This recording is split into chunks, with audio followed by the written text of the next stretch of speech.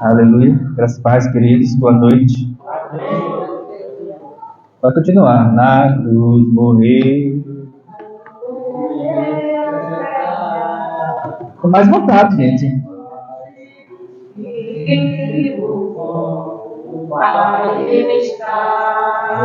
Por quê?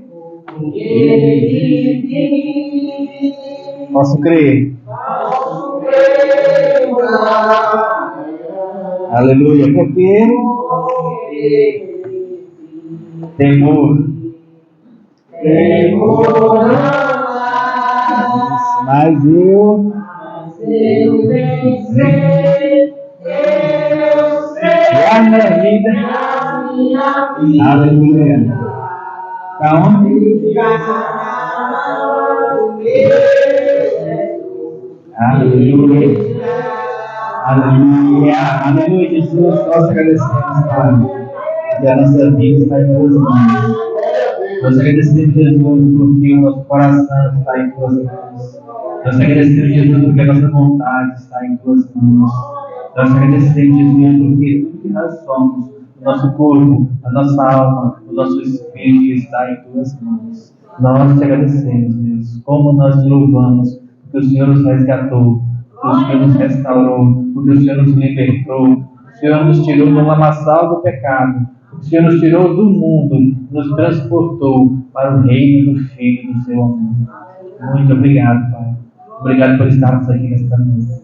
Nós te amamos, Jesus, de uma maneira incomensurável. Nós te adoramos, Pai, te adoramos, Pai. Muito obrigado por estarmos aqui. Muito obrigado pelo teu amor. Muito obrigado pela comunhão verdadeira. Muito obrigado pela comunhão pura, pela simplicidade e pela verdade que o Senhor tem colocado em nossos corações. Muito obrigado, Pai. Nós te agradecemos por isso. Nós te adoramos, Deus. Te adoramos, te adoramos, te adoramos, Jesus. Te adoramos, Espírito Santo. E te agradecemos por tua presença e por tua manifestação, pela tua glória em nossas vidas nesta noite. Nesse momento nós liberamos a nossa mente, Deus. Liberamos o nosso entendimento para que o Senhor nos ensine nessa noite. Colocamos o nosso coração, Espírito Santo, na tua direção, sujeito à tua vontade, para que o Senhor nos ensine nessa noite.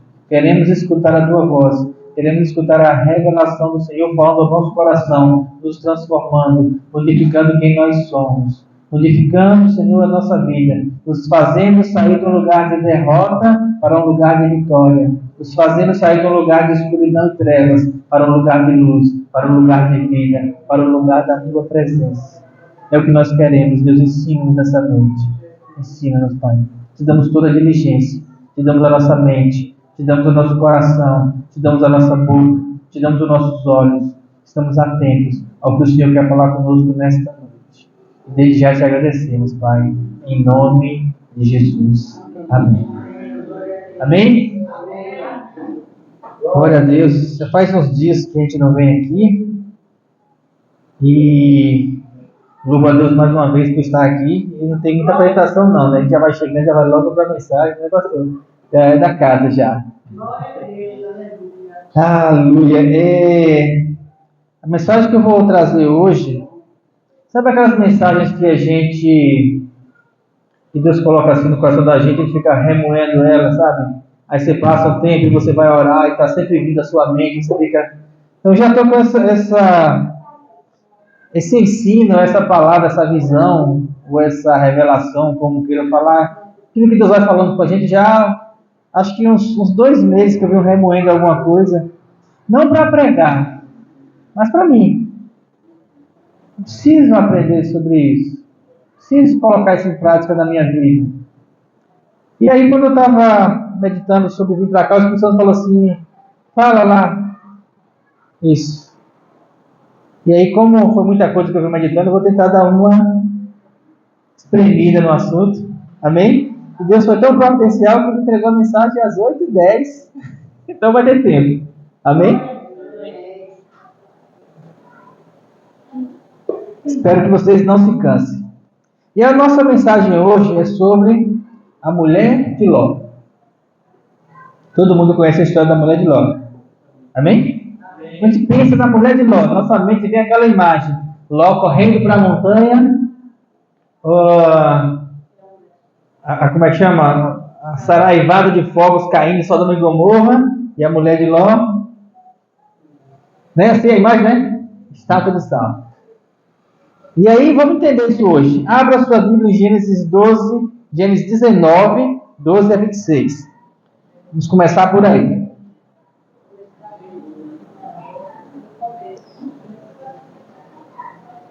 Gênesis fica perto do Apocalipse. Você volta, aí quando terminar, aí ela... Gênesis 19. Todo mundo conhece a história de que Ló morava em Sodoma, e aí os anjos chegaram na casa de Ló, enviados por Deus. Nós vamos partir aqui então do versículo 12, quando eles chegaram lá. Amém, sim? Amém.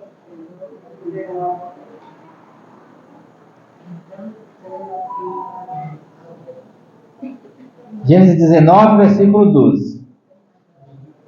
Vou começar, tá? Então disseram aqueles homens a Ló. Aqueles homens eram os homens de Sodoma e Gomorra. Tem alguém mais aqui? Aliás, desculpem. Aqueles homens eram os anjos que estavam lá. Capítulo 19, versículo 12. Então disseram aqueles homens que estavam na casa de Ló: tens alguém mais aqui? Teus genros, teus filhos, tuas filhas, e tudo quanto tem nessa cidade, tira-os fora desse lugar. Porque nós vamos destruir esse lugar. Porque o seu clamor aumentou diante da face do Senhor, e o Senhor nos enviou para destruir.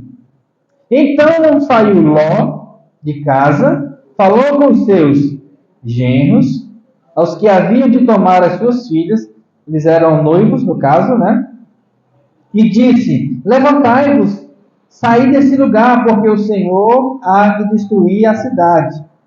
Porém, ele foi tido por zombador diante dos olhos dos seus genros.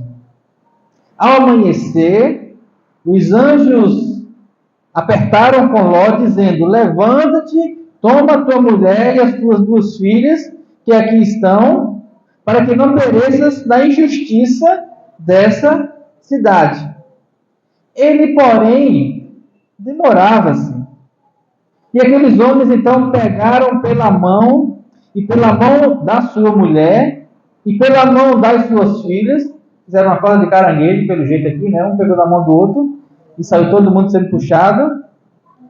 E, sendo-lhes o Senhor misericordioso, tiraram-no e puseram-no fora da cidade. E aconteceu que, tirando-os para fora, disse: escapa-te por tua vida, não olhes para trás de ti e não pares em toda essa campina. Escapa lá para o monte, para que não pereças. Então Ló disse: ora, não, meu senhor.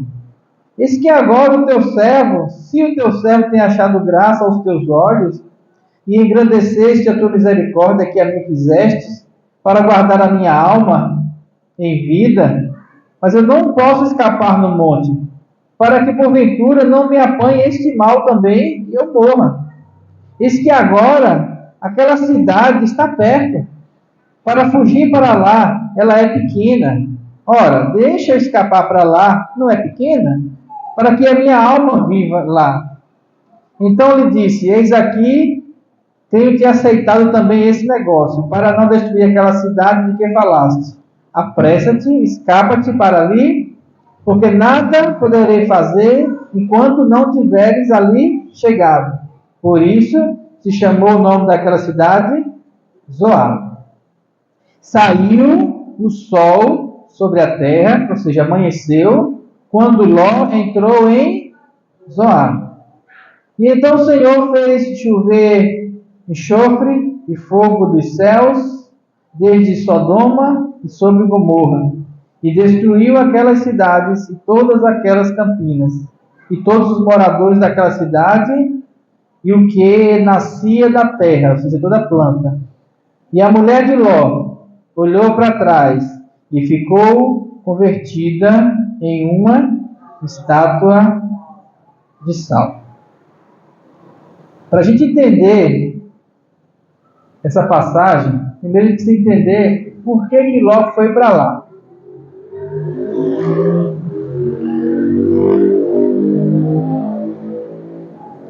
Quando Abraão saiu de Ur dos caldeus, quando Deus disse para ele: sai da tua terra, da tua parentela, da casa dos teus pais. Quando Deus falou para Abraão: sai de lá, vai para a terra que eu te mostrarei. Gênesis 12:4. Partiu, pois, Abraão como o Senhor lhe ordenara, e Ló foi com ele. Tinha Abraão 75 anos quando saiu de Harã. E quando saiu de Harã, Abraão não tinha filhos. E o herdeiro da casa dele era quem? Ló, que era filho do irmão dele, que havia morrido, e Abraão criou como filho. Então, Abraão pregou a promessa, saiu de Harã para a terra prometida, e com ele foi o seu herdeiro, que era Ló, que também depois teve esposas e 2 filhas. Chegou um determinado momento que andavam por aquelas campinas, por onde eles andavam, aquelas terras, eles eram nômades, e eles já eram 2 grandes famílias. Uma a família de Abraão e outra a família de Ló, com suas terras, com suas posses, com seus servos, com seus pastores, com seus gatos, e cada um administrava a sua casa, apesar de estarem todos eles juntos. Isso é importante você entender. Por quê? Porque um dia os pastores de Ló começaram a brigar com os pastores de Abraão por causa de um poço de água para dar para o gado.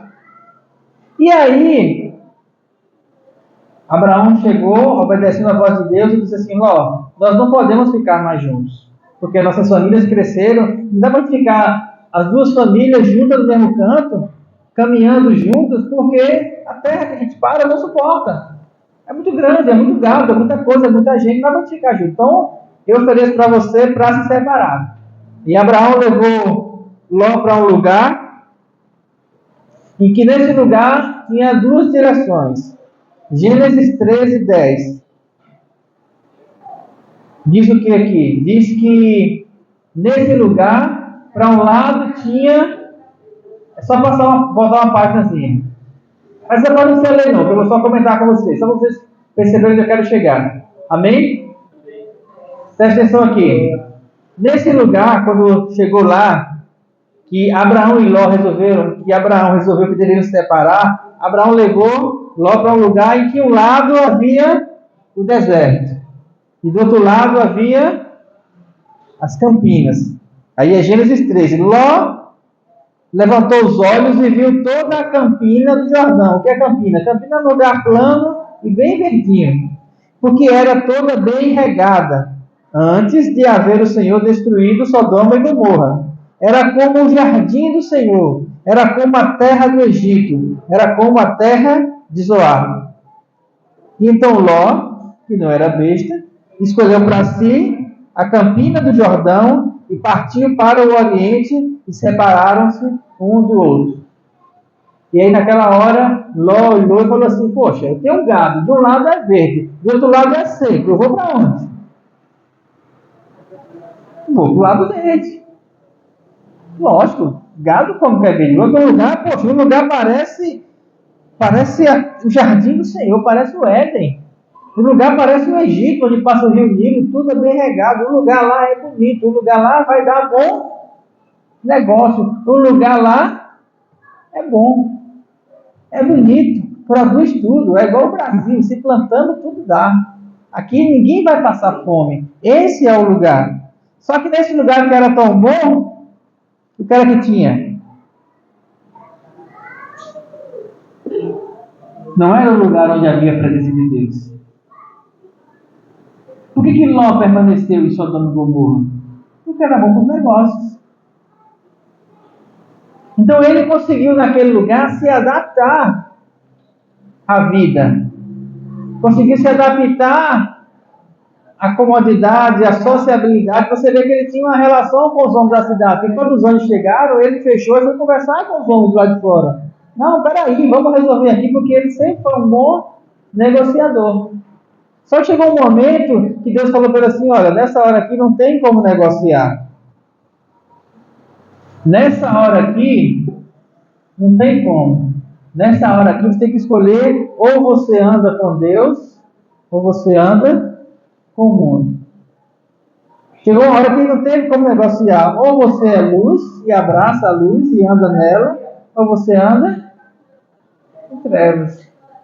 Ou você é amigo de Deus, e automaticamente, sendo amigo de Deus, você se torna inimigo do mundo. Tem horas, queridos, que não tem o que fazer escolha.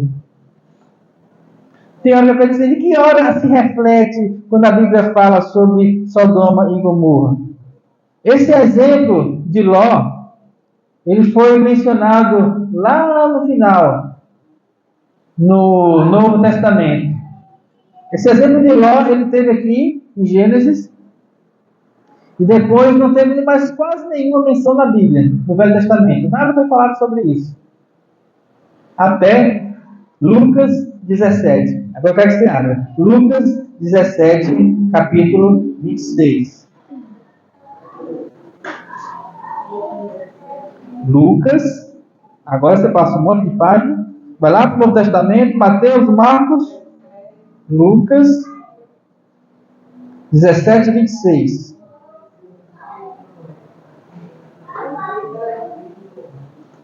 Pastor, você não falou sobre a mulher dele ainda.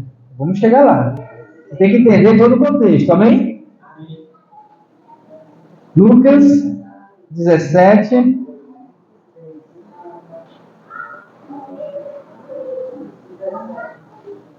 Lucas 17, 26. Exato. Vamos lá? Amém? E como, 17, 26. E como aconteceu nos dias de Noé? O que aconteceu nos dias de Noé?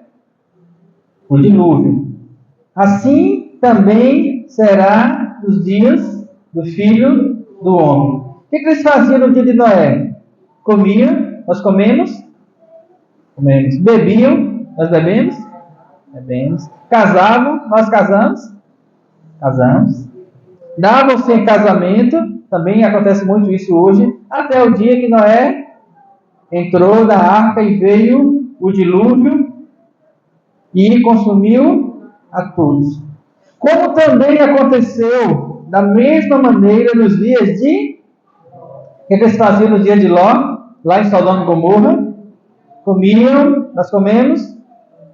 Bebiam, nós bebemos. Compravam, nós compramos até online em casa, deitado na cama. Hoje em dia, na facilidade. Vendiam, plantavam, construíam, mas no dia em que Ló saiu de Sodoma, choveu do céu fogo e enxofre, e consumiu a todos. Assim será no dia em que o Filho do Homem se manifestar. 31. Naquele dia, quem estiver no telhado, tendo suas alfaias em casa, não desça para tomá-las. Da mesma sorte, quem estiver no campo, não volte para trás. Lembrai-vos. Foi isso aqui que o Espírito Santo me falou. Se lembra da mulher de Ló. Qualquer que procurar salvar a sua vida, perderá. E qualquer que a perder, a salvará. E aí quando o Espírito Santo fala, lembrai-vos da mulher de Ló, eu pergunto ao Espírito Santo, por que eu preciso me lembrar dela? Sodoma e Gomorra é um espelho do arrebatamento. O Velho Testamento é um espelho. As coisas que são narradas lá não é uma lei. O Velho Testamento não é lei. A lei foi cumprida em Jesus. É um espelho. O que é um espelho? Quando você olha no espelho, você vê a sua imagem, mas não é você. É uma imagem, é um reflexo. O Velho Testamento ele é um reflexo. Ele é um exemplo de como as coisas vão acontecer. Não como lei, mas para a gente ter uma noção.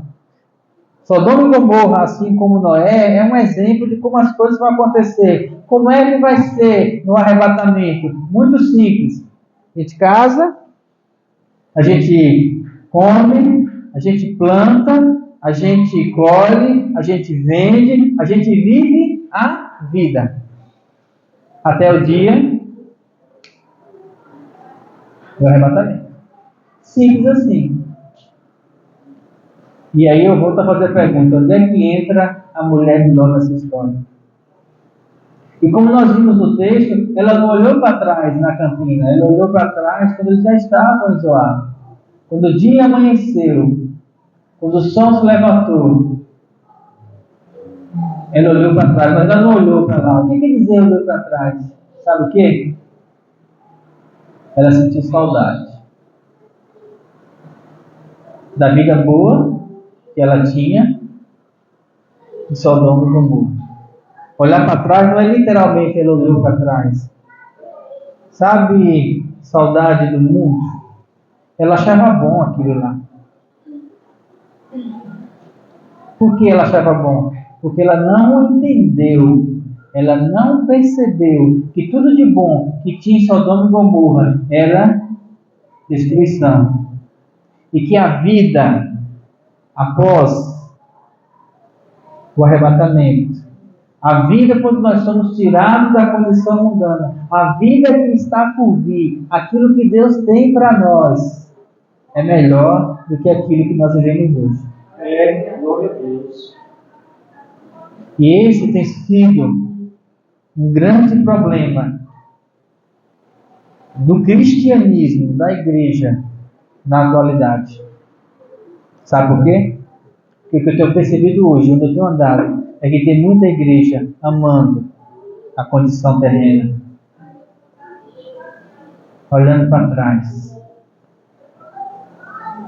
querendo ficar, querendo fazer igual Pedro, assim, dizendo: bom estarmos aqui, vamos fazer 3 tendas, porque aqui o lugar é bom, nós estamos todo mundo junto, a gente se dá bem, a gente está crescendo, a gente está produzindo, a gente casa, come, planta, colhe, todo mundo está prosperando, então vamos prolongar a nossa vida aqui, enquanto a palavra de Deus está dizendo para a gente assim: não ameis o mundo, não olhe para essas coisas, não olhe para trás, procure desligar o seu coração disso. E outra pergunta que eu fiz a Deus foi: por que sal? Ela podia ter virado uma pedra, ela podia ter virado uma árvore, ela podia ter virado qualquer outra coisa. Mas por que sal? Mateus 5,13. Esse é bem conhecido. Hoje é para folhear a Bíblia. Amém? Vocês sabem que em uma época, não sei se todo mundo sabe, o sal ele era mais valioso do que ouro. Vocês sabiam disso? Na Idade Média, Mateus 13, 5,13. Na Idade Média, o sal era tão valioso que as pessoas, quando recebiam o ordenado delas, não recebiam em dinheiro, recebiam em sal. Por isso que existe a palavra salário. A palavra salário significa receber em sal. Sabiam disso? Então as pessoas recebiam, trabalhavam a semana, chegava no final da semana, não recebia dinheiro, moeda, recebia sal. Aí você tinha 2 opções de poder fazer com sal. Ou você podia vender, ou trocar, na verdade não havia moeda, trocar por outras coisas. Vou trocar 2 colheres de sal por uma galinha.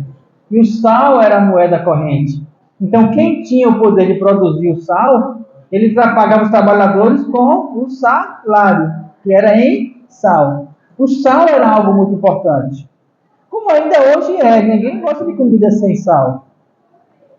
Diga aí as preocupações e as raivas que eu tenho com o hipertenso, quando eu vou medir a pressão, que está lá 19 por 12, eu falo assim: o que foi que houve? Não, seu Roberto, é que ontem eu tinha vontade de comer um charquezinho. Papai sabe que não pode. Tomou o remédio, o remédio eu esqueci. Eu esqueci do comprimido, mas não esqueceu de botar sal na comida, né? É porque o negócio é tão gostoso. É difícil se ligar. Por quê? Porque é saboroso. Comida tem que ser sal. E desde que o sal, então, se disseminou na culinária do mundo todo, hoje em dia não se faz nenhum tipo de alimentação salgada sem sal. Tanto é que são dois tipos de alimentação básica, salgada e doce. E o excesso dela causa dois males, a pressão alta e a diabetes.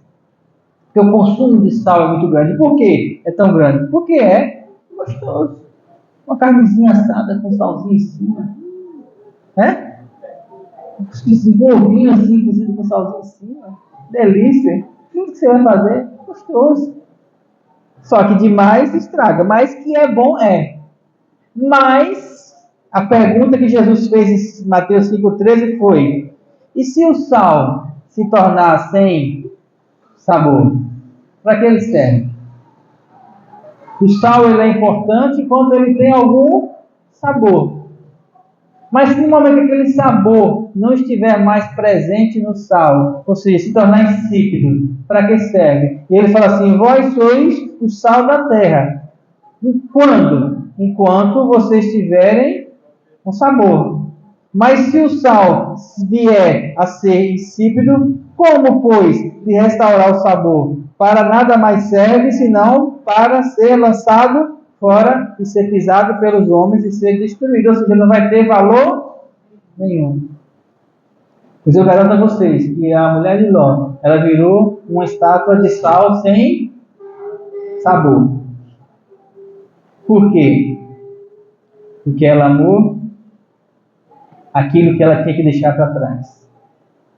Porque ela estava com saudade daquilo que lá atrás ela tinha que abandonar, que ela já tinha abandonado, porque já tinham atravessado a campina, já estavam a Zoar, já estavam protegidos, já estavam seguros, já estava caindo o fogo na cidade. Ela olhou e ela pensou: ah, meus amigos que estavam lá, não importa se eles eram pecadores ou não.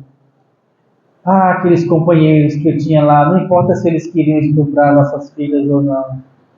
Ah, os negócios. Ah, sei, deixei meus vestidos todos lá na minha casa em Sodoma. Pegou fogo e tudinho. Ah, minhas panelas.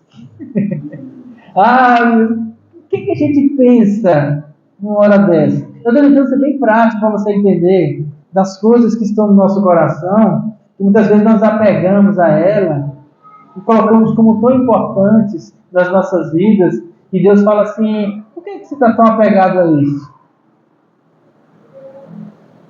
Muitas vezes são situações na vida que nós temos passado, que a gente às vezes, sabe, se agarra tanto,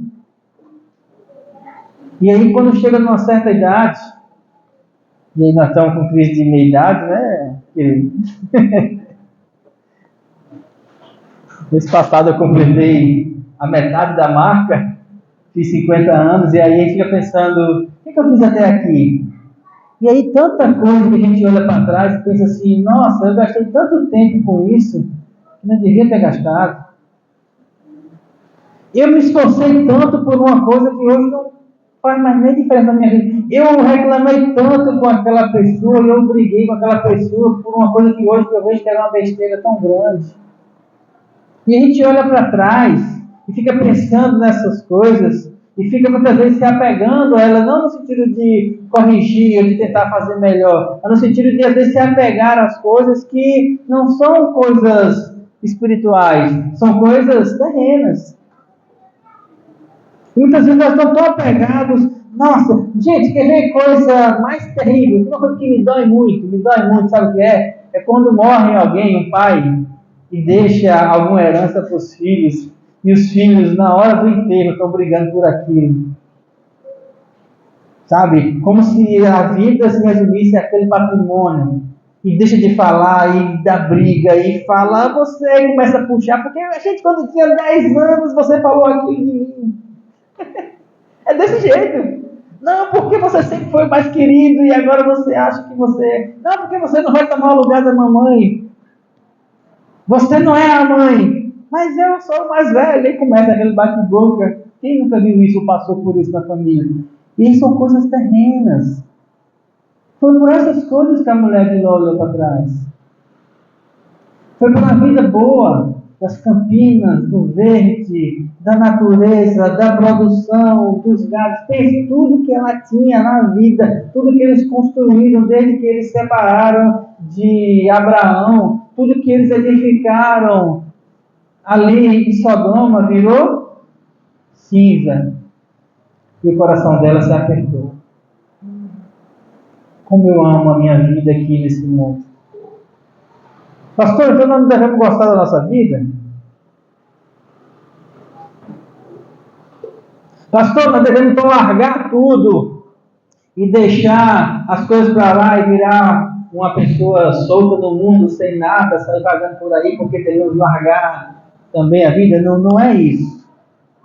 Não é assim. A questão não é o largar as coisas, porque assim como foi nos dias de Moisés, de Noé, assim como foi nos dias de Sodoma e Gomorra, nos dias de Ló, as pessoas comiam, casavam-se, davam-se em casamento, vendiam, compravam, faziam tudo o que tinha que fazer na vida. Mas a questão é que nós, hoje, não somos mais pertencentes a essa vida. Por mais que nós façamos essas coisas, mas essas coisas não devem encher o nosso coração. Por quê? Porque nós somos reino. Nós temos um reino espiritual. Nós somos transportados do império das trevas para o reino do Filho, do seu amor. Nós não pertencemos mais ao mundo. No dia que nós falamos assim, Senhor, eu te entrego o meu corpo, minha alma e meu espírito, nesse dia, foi o dia que o anjo pegou pela nossa mão, passamos pela cruz e nós morremos e entramos numa nova condição de vida, uma nova condição onde o mundo espiritual, onde a eternidade, é o que deve preencher o nosso coração. E a gente vive. Como? Fazendo as coisas aqui que tem que fazer, mas olhando para frente. Qual foi o versículo que eu li aqui a última vez que eu ministrei aqui? Ministrei não. Digo que o pastor Pimentel pregou. Eis que uma coisa faço, esquecendo-me das coisas que para trás fico. Prossigo para o alvo, pelo prêmio da soberana vocação de Deus em Cristo Jesus. Por que nós não olhamos para trás? Porque nós temos algo muito melhor na frente. Porque nós não amamos as coisas que estão atrás. Porque nós amamos aquele que está à nossa frente. Porque nossos olhos não ficam empolgados com as coisas e com as concupiscências do mundo. Porque nós estamos empolgados e olhando para quê? Para aquilo que vem depois. Porque nós já estamos caminhando para a eternidade. No dia que nós aceitamos Jesus, nós já saímos do caminho de morte, já deixamos Sodoma e Gomorra, e nós não ligamos mais para as campinas, nós não ligamos mais para o patrimônio, não ligamos mais para as coisas do mundo. Precisamos ter essa percepção de que o nosso olhar precisa estar fixo no mundo espiritual. Precisa estar fixo em Cristo. Precisa estar fixo nele, o autor e consumador da nossa fé. Amém? 1 João 2. Já vamos caminhando para o final.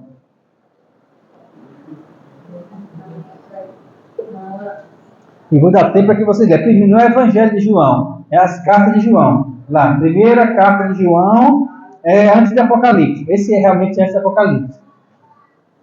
Apocalipse, Judas e João, voltando.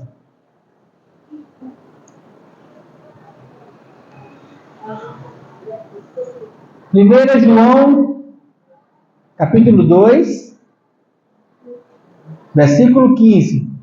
João, que esse João é o mesmo que escreveu o Evangelho, nesse capítulo, ele diz assim, começa como aí? Não ameis o mundo. A mulher de Ló amou o mundo. E ela ficou sem gosto. Ela virou sal, ela morreu, pisada pelos homens, porque um sal sem gosto é pisado pelos homens. Não ameis o mundo e nem as coisas que o mundo há. Pastor, mas eu estou no mundo. Sim, nós estamos pisando sobre a terra. A questão não é tal ou não está. A questão é o que você ama e o que você não ama. Ele está falando aqui, saia do mundo. Ele fala, não ameis o mundo, nem as coisas que há no mundo. Se alguém amar o mundo, o amor do Pai não está nele. O que era amar o mundo? Vou dizer para você da forma muito simples. Quando uma pessoa gasta mais tempo orando para ter um carro novo do que pela salvação de alguém, essa pessoa está amando o mundo. Quando a pessoa gasta mais tempo orando para ter um patrimônio, ou para ter uma condição de vida na terra, passa mais tempo com isso, é porque o seu coração está nisso. Porque onde estiver o tesouro do homem, ele estará o seu coração. Quando ele fala não ameis o mundo, ele quer dizer assim, olha, as coisas do mundo eu vou dar para vocês. Vocês não precisam se preocupar com isso, porque nem Salomão, em toda a sua glória, se vestiu como os lírios do campo. E o Pai sabe que vocês precisam dessas coisas. Não foi assim que ele falou? Não andeis ansiosos por coisa alguma. Ele vai dar para vocês as coisas. Não precisa você gastar a sua oração com essas coisas. Você precisa aprender a confiar, porque quando nós confiamos em Deus, Ele, segundo as suas riquezas, supre todas as nossas necessidades em glória por Cristo Jesus. Ele supre quando nós confiamos nele. Supre todas as necessidades. Então, não estou falando aqui de necessidade, estou em dificuldade, eu estou passando fome. Nós precisamos orar para que essa condição do seu coração mude, para você entenda que Deus vai suprir as suas necessidades. Beleza. Mas depois que você está com a vida estável, está com emprego, está comendo, está morando, está sossegado, aí o seu coração vai estar como? Aí você pega o seu coração todo em algo que seja do mundo. Estou falando que você não deve ter. Entenda, não me entenda mal. Não é que não deva ter. Você deve sim ter um carro, uma casa, um patrimônio, passear, viajar. Eu tenho essas coisas, eu faço essas coisas. Como, caso, casei, viajo, planto, colho, como as coisas do mundo são. O que eu estou dizendo para você é que nós devemos fazer essas coisas, mas essas coisas não podem preencher o nosso coração, porque não é isso o mais importante. Está entendendo? Não são essas coisas que devem ocupar todo o espaço, preencher o nosso coração. Não ameis o mundo, está dizendo, não preencha o seu coração com as coisas terrenas. Porque se alguém amar o mundo, como a mulher de Ló amou, o coração do Pai não vai estar nele. Porque tudo que há no mundo, o que há no mundo? Concupiscência da carne. O que é concupiscência da carne? É o desejo carnal. Tudo que a sua carne desejar. A concupiscência da carne, tudo que a carne deseja, está relacionado a tudo que vai nos suprir necessidades carnais.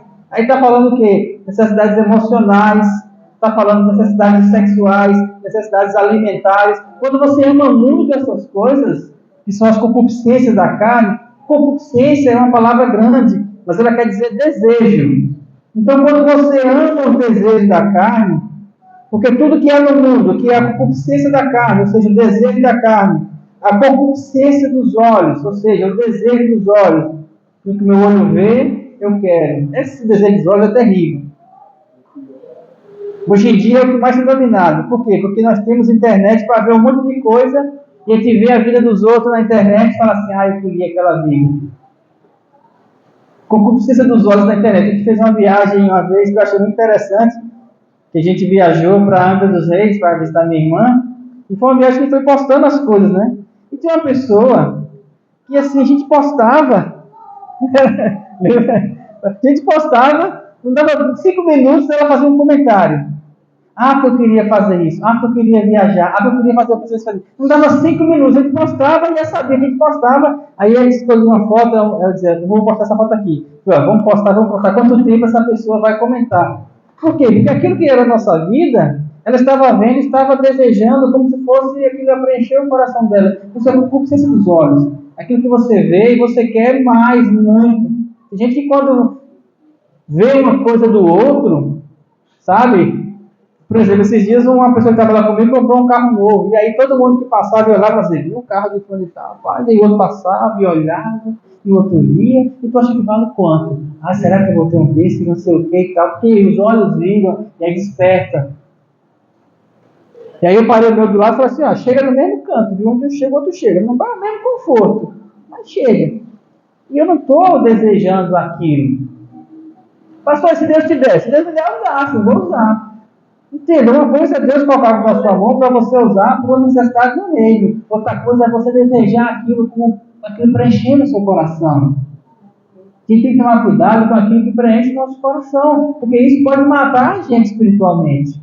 Pode transformar a gente numa pessoa que era para ser o sal da terra, mas se torna um sal insípido. E aí o sal insípido, ele é o quê? Pisado pelos homens. Então cuidado com o desejo da carne, cuidado com o desejo dos olhos e cuidado com a soberba da vida. E o que é a soberba da vida? A soberba da vida, sabe o que é? Soberba é algo que se sente superior aos outros. Soberba da vida é você achar que a sua vida é maior e melhor do que a vida espiritual. A soberba da vida é você achar que aqui você é o maioral. É você achar que a vida em si é a melhor de todas as coisas. Que o mundo pensa assim. Quando você vê as pessoas falando assim, não, porque a vida tem que ser valorizada, porque a vida é isso, aquilo, aquilo outro, né? Aproveite essa vida aqui, porque você só tem essa. Não, eu não só tenho essa, não. Muito pelo contrário, essa daqui é a inferior. A superior está por vir. E você não vai aproveitar a vida, pastor? O meu coração, o nosso coração, eu e da minha esposa, nós temos colocado em primeiro, antes de mais nada, cumprir o propósito que Deus tem para nós nessa vida. E nesse propósito, onde nós vamos, Deus tem dado para a gente condições maravilhosas de viagens, de conhecer pessoas, de amizades, de relacionamentos, de tudo, de coisas que eu gosto. Deus leva a gente para uma missão num lugar que eu chego lá e faço uma das coisas que eu mais gosto, comer uma comida diferente em um lugar diferente. Ótimo! Vou, trabalho, agora eu vou experimentar aqui. Por quê? Porque o meu coração está no propósito de Deus. No caminhar desse propósito, Deus vai concedendo as coisas. E aí a gente vai casando, dando casamento, comendo, trocando, comprando, vendendo, vivendo a vida, mas sabendo que daqui a pouco ela se encerra, mas quando ela se encerrar, não será o fim. Muito pelo contrário. É o quê? A próxima é melhor. Então, nosso coração está fitado em Deus. Repito dizer para vocês, vivemos numa geração de um evangelho materialista. O que é um evangelho materialista? Se você passar 2 horas assistindo vídeo no YouTube dos novos, você estava assistindo vídeo antigo, até porque Billy Graham faz tempo que morreu. Mas se você for olhar os vídeos novos, de novos pregadores, principalmente os mais famosos, todos eles estão pregando sobre coisas da terra. Principalmente aqui no Brasil, principalmente teologia da prosperidade. Principalmente. Você tem que ficar rico, você tem que ficar isso. Se você a bênção de Deus na sua vida é quando você tiver 5 carros na garagem. A bênção de Deus na sua vida é quando você tiver uma casa com 4 suítes. A bênção de Deus na sua vida é quando você tiver uma empresa. Não, você não nasceu para ser funcionário, CLT. Você tem que ser um trabalhador. Você tem que ser um empresário. Não é empresário que chama agora. Um empreendedor. É assim a palavra, né? E aí, nessas condições, o Evangelho está aprisionando as pessoas no mundo, no materialismo. Sendo que a principal pregação do Evangelho, ou não a principal, a única pregação do Evangelho, significa o quê? Arrependei-vos porque está chegado o reino de Deus. E Jesus falou, o reino de Deus não vem com visível aparência, ele não é material. O reino de Deus não é um prédio grande com ar-condicionado. O reino de Deus não é uma igreja com 5.000 pessoas. O reino de Deus não é todo mundo rico. Até porque essa utopia nunca existiu no mundo, né? Todo mundo rico. Sempre tem os ricos, sempre tem os pobres. O mundo sempre foi assim. Desde que começou a juntar as sociedades lá em Enoque, na Bíblia. Sempre foi assim. E aí quando você olha, então o que é o Evangelho? O que é o Reino de Deus? O Reino de Deus é alegria, é paz do Espírito Santo, é a vida de Deus em nós. Quando nós começamos a entrar nesse lugar espiritual, queridos, a primeira coisa que entra no nosso coração, sabe o que é? Paz. Sabe por quê? Porque todas as coisas que afligem o nosso coração, que nós vemos na composição dos olhos, que nós não temos e que nós ficamos frustrados ou angustiados por causa disso, o Espírito Santo nos preenche com aquilo que é espiritual e aquilo não é mais tão importante para nós. Aí a gente não fica estressado, a gente não fica preocupado, a gente entra num lugar de paz, de descanso. Jesus não tinha nada, mas ele andava em paz. Os discípulos não tinham nada, mas eles andavam em paz. Por quê? Porque eles tinham aquilo que era mais importante que nós já temos: o reino de Deus em nós. A certeza de uma confiança nessa vida e a certeza de que na próxima nosso lugar já está garantido. Nós já fomos tirados do mundo. Ah, pastor, o arrebatamento não veio ainda.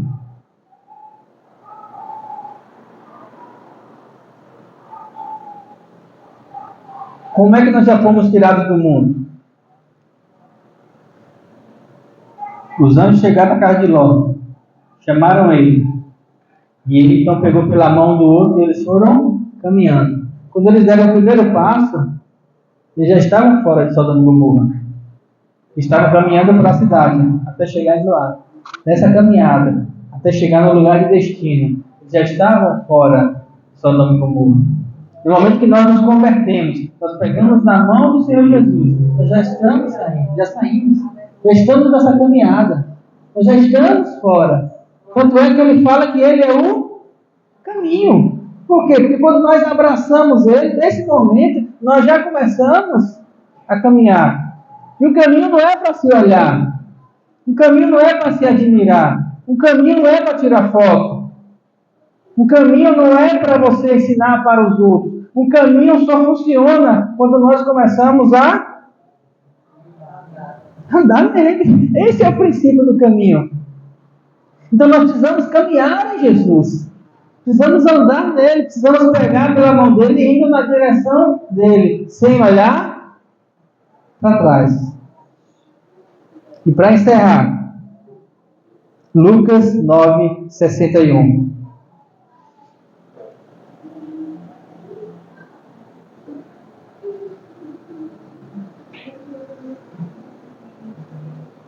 Já estava em Lucas, não estava em João, né? Volta para Lucas.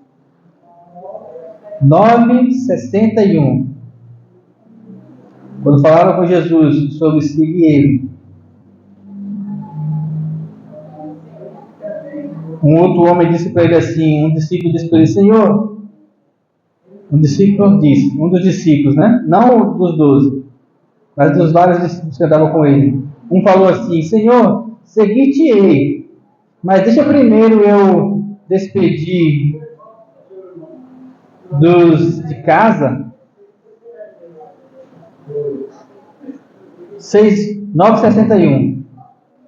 Senhor, eu vou seguir o Senhor, mas deixa eu ir primeiro lá em casa me despedir. Em algumas definições teológicas, ele falou assim: Senhor, eu vou te seguir, mas primeiro eu preciso me despedir dos meus pais. O que era despedir dos pais? Significava que a maioridade para o homem naquela época era 40 anos. Até 40 ele tem que ficar em casa com os pais. Ele falou assim: eu vou seguir o Senhor, mas primeiro eu preciso esperar que os meus pais me liberem. E me despedir deles. Eu não posso ir agora. Eu preciso organizar primeiro a minha vida aqui, com a minha família, e depois eu vou cumprir o propósito que o Senhor tem para mim. E Jesus falou assim para ele: ninguém que tendo posto a mão no arado e olha para trás é apto para o reino de Deus. E aí a gente lembra da mulher de Ló. Olhar para trás significa ficar para trás. Significa, sabe o quê? O que preenche o teu coração das coisas que você tem que abandonar? E no caso desse jovem aqui, ele estava pegado à família. E Jesus falou assim: aquele que não amar menos pai, mãe, irmãos, filhos do que a mim, não é digno. Já falei em público várias vezes. Amo demais. Nessa terra que eu mais amo minha esposa e meus filhos. E agora minha neta.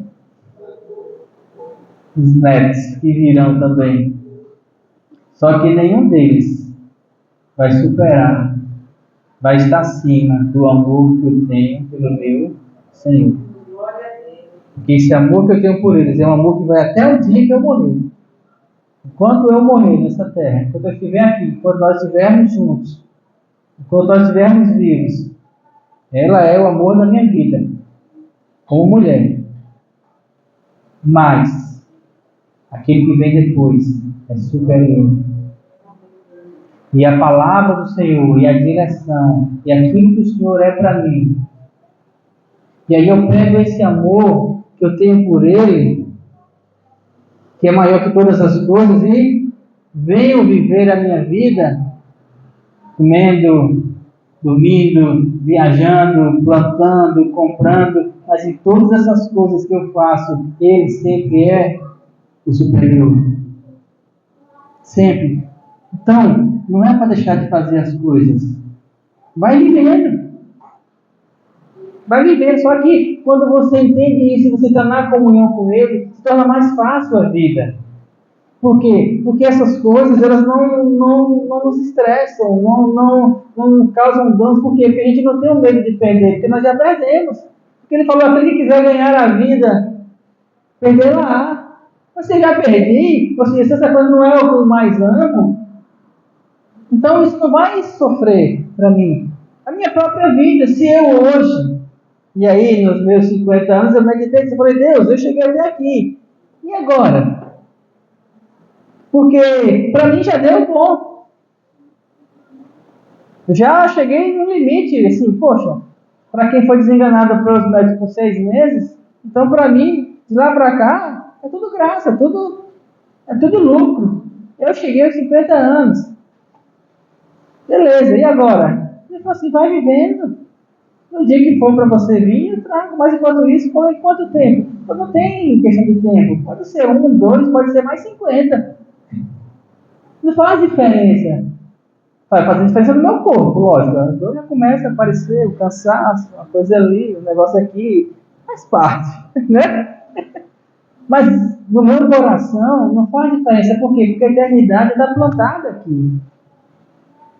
Aquilo que eu sou espiritualmente já está plantado no meu coração. Então, não faz diferença. Não faz diferença você ter 20, 30, 50, 80, não faz diferença. Por quê? Porque no espiritual não tem idade, você é eterno espiritualmente. A questão é, o que você tem mais amado? Aquilo que é espiritual ou aquilo que é terreno? Se você tem olhado para trás, se você colocou a mão no arado e você está seguindo na direção do Espírito Santo, mas você para olhar para trás, quem tem posto a mão no arado e olha para trás, não é apto para o reino de Deus. Por quê? Porque se você olha para trás, você pega um pouco da frente, aí você erra o caminho. E quem põe a mão no arado não pode olhar para trás? Sabe por quê? Vocês já viram como é que ara a terra? Antigamente era com animal, quer dizer, ainda tem, né? Mas agora é com trator. Quando você está aqui, arando, você não fica olhando para aqui. Porque para aqui você não tem noção. Você tem que olhar lá. Você bota um ponto lá na frente e você marca e você vai. Não é isso? Quem já plantou assim sabe. Aí você vai. Se você é com animal, com arado, você já não tratou. Você tem que marcar lá na frente. Aí você vai aqui, ó, reto. Aí pronto. Chegou na frente, você faz a volta. E aí marca outro ponto na frente e você segue reto. Se você olha para trás, você perdeu o foco do ponto da frente. O que é que a direção faz? A direção faz assim um pouquinho. Fez um pouquinho, 5 centímetros que você desvia aqui, no lugar de você ir para lá, você já está indo para lá. Aí é assim. O caminho sai. Então quem vai arar a terra, ele tem que estar com os olhos fitados no ponto na frente. Tem que estar fitado lá. Aí quando você olha de fora, você vê que a linha fica certinha. Como é que aquele cara com aquele cavalo conseguiu fazer aquela linha certinha, cavando na terra até lá? Porque o olhar dele estava fixo num ponto lá na frente. Você vai vivendo, você vai cavando a terra, mas o seu olhar tem que estar fixo no autor e consumador da fé. O seu olhar tem que estar no caminho. O seu olhar tem que estar nele. O seu coração tem que estar o tempo todo buscando Ele, a presença dele, a comunhão com Ele, a vida dele. E quanto mais você olha para Ele, mais Ele vai alinhando o seu caminho, mais você vai vivendo. E aí você encontra um lugar em que Ele supre as suas necessidades, e em que Ele cumpre todas as coisas, mas tem que estar os seus olhos nele. Nesse caminho, a gente pode errar uma coisa ou outra, pode errar, acontece. Às vezes a gente peca, às vezes, né? Não é sempre, né? A gente pode pecar? Não pode, mas peca. A gente tropeça, a gente cai, a gente corta pedra, a gente às vezes faz o que deve fazer, mas isso é que acontecem essas coisas, esses percalços do caminho. Mas mesmo assim, mesmo tropicando, o nosso olhar deve estar, porque nele está o nosso perdão, nele está a graça, nele está a vida, nele está a salvação, nele está a eternidade, nele estão todas as coisas. Então foi isso que a mulher de Ló me ensinou. Me ensinou que quando o anjo me pegou pela mão, não olhe para trás. Não coloque seu coração nas coisas que passaram, nas coisas que você tem aqui na vida. Não se apegue demais, não preencha, não gaste o seu tempo com as coisas, não gaste o seu estresse, não gaste os seus anseios com as coisas terrenas. Porque todo mundo passa, ninguém vai ficar para semente. Então vamos começar a colocar o nosso olhar naquilo que é eterno. Aprenda a fixar os olhos nele, na palavra. Aprendendo sobre Jesus, aprendendo sobre as coisas espirituais, aprendendo sobre os princípios que regem a vida no mundo espiritual. Porque nós vamos passar a eternidade lá. Quando a gente aprende as coisas que são espirituais, a nossa vida tem um sabor diferente. A gente aprende o que é que Jesus ensinou, porque tudo que ele ensinou foi espiritual, tudo que ele fazia é espiritual. E aí, quando a gente começa a andar nesse caminho, aí nós entramos no lugar espiritual, aí o reino de Deus se manifesta em nós, aí nós começamos então a caminhar firme para o alto, esquecendo das coisas, prossigo para o alto, pelo prêmio da soberana vocação de Deus em Cristo Jesus. Quando Paulo escreveu isso, ele estava na cadeia. Ele estava caminhando para ser decapitado. Ele falou, se esse é o propósito, então, fitar os olhos. Queridos, a gente fita os olhos em Jesus para poder encerrar? Nossa, 9:05. Fique em pé, vamos ficar em pé para encerrar. Quando eu penso em fitar os olhos em Jesus e olhar para frente, eu só me lembro de uma pessoa. Sabe quem? Estevão. Estevão olhou para o céu e falou assim, eis que vejo os céus abertos e o Filho de Deus em pé à sua destra. Estão lembrando essa passagem em Atos? Aí imagine Estevão levantando os seus braços e dizendo assim, eis que vejo os céus abertos e o Filho de Deus em pé à destra do Pai. E ele fitou os olhos. E aí de repente ele se lembrou o que estava acontecendo na terra. O que estava acontecendo na terra naquela hora? Hein? O que estava acontecendo, pastor, naquela hora? Ele estava atacando pedra nele, pedra. Estavam tacando pedra nele. Imagine a cena. Ele estava olhando para Jesus. Aqui, dizendo assim, eis que veio o céu aberto. O povo estava atacando pedra nele. Ele se lembrou, ele olhou para um lado para o outro e falou assim, Pai, perdoa eles, eles não sabem o que estão fazendo. E os olhos dele continuavam em Cristo. Bom, só poder falar sobre isso é outra pregação todinha. Mas você está próximo. Queridos, duas coisas para fechar a noite. Primeiro, não olhe para trás. Não pense nas coisas que ficou, deixou de passar, ou naquilo que apega ao seu coração aqui na terra. Segundo, olhe para frente. Olhe para o Senhor. Olhe para o autor e consumador da nossa fé. Se apegue nele. Porque todas as coisas que vão preencher o teu coração, todas as coisas que vão fazer você ser uma pessoa completa, alegre e feliz e eterna, tudo isso está nele. Amém? Pai, nós te agradecemos. Aleluia. Agradecemos por tua palavra. Agradecemos pelo teu ensinamento nesta noite. Agradecemos porque o Espírito Santo tem nos direcionado até a Tua presença. Te agradecemos porque o Espírito Santo tem nos ensinado que o Senhor é o caminho. Glória a Deus. E eu oro, Senhor, que esta mensagem, aquilo que o Senhor colocou em nossos corações, desperte em cada um de nós, em mim, nos irmãos que estão aqui, daqueles que estão fora, desperte em nosso coração um desejo ardente pela Tua presença. Que o Senhor empurre os nossos olhos, o nosso olhar, nossa cabeça, levante o nosso queixo e fixe na direção do Senhor. Fixe os nossos olhos, o nosso coração, a nossa vontade, todo o nosso desejo no Senhor, na Tua presença. Em buscar uma vida espiritual, em buscar uma vida eterna, em buscar a Tua graça cada vez mais, porque é a Tua presença que supre todas as nossas necessidades. É o Senhor que nos preenche com todas as coisas. Que a cada dia, Espírito Santo, nós possamos nos desvencilhar das coisas que são terrenas, que têm impedido o nosso crescimento espiritual. Em nome de Jesus, eu declaro, Senhor, que cada empecilho, que cada amarra, que cada corrente que tiver prendido os pés, o olhar, o coração, as mãos das pessoas que têm te escutado essa mensagem, algo que esteja prendendo elas ainda no mundo, que seja quebrado em nome de Jesus, para que possamos correr a carreira que nos é proposta, possamos correr firmemente na direção do Senhor, enquanto estivermos aqui, para que nós possamos cada vez mais estar próximos da vida eterna que o Senhor já preparou para nós. Nós te agradecemos, nós te louvamos, Senhor, por cada vida aqui.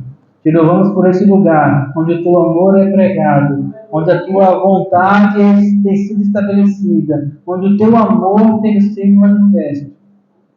E nós declaramos, Pai, que mais e mais pessoas venham a este lugar, não para vaidade, não para mostrar para os outros, mas somente para aqui, junto com esses irmãos, conhecer o Teu amor, conhecer a Tua graça, conhecer a Tua verdade, conhecer um evangelho puro e simples, conhecer uma palavra da verdade que transforma os corações e nos aponte na direção do céu, dia após dia.